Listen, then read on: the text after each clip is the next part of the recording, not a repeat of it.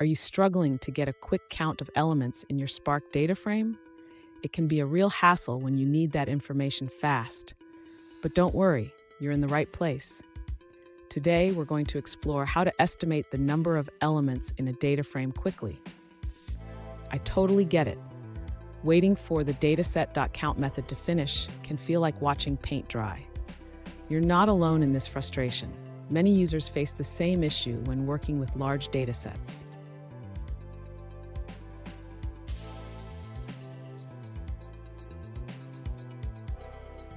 Here's the specific question we're addressing today. One user asked, is there a fast way to get an approximate count of the number of elements in a dataset faster than dataset.count? They even wondered if we could calculate this from the number of partitions. Sound familiar? Let's dive into this together. So what's the deal with counting elements in Spark? The dataset.count method can be slow, especially with large datasets.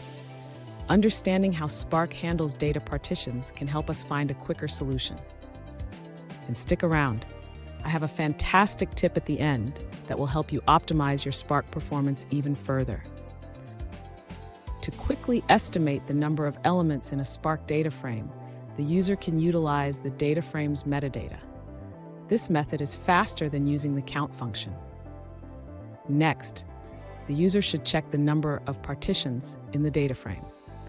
This can provide a rough estimate of the total number of elements.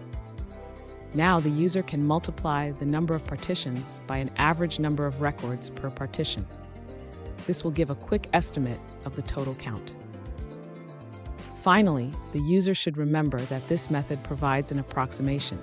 For precise counts, the user can still use the count function when necessary. Fun fact. Did you know that Spark was originally developed at UC Berkeley's AMP Lab? It has come a long way since then, making big data processing faster and easier.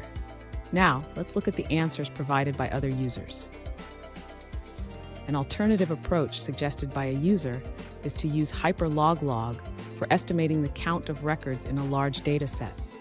This method can be faster than the standard count function, but it does require starting a job to get results. It's important to note that Spark has two types of operations: transformations and actions.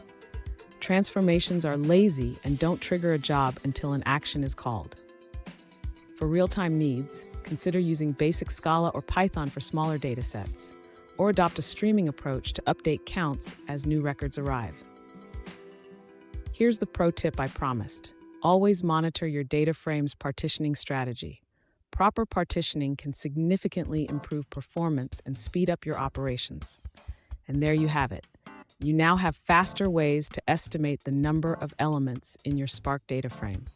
Remember, optimizing your approach can save you time and frustration. If you found this helpful, hit that subscribe button for more tips, and don't miss our next video on advanced Spark techniques.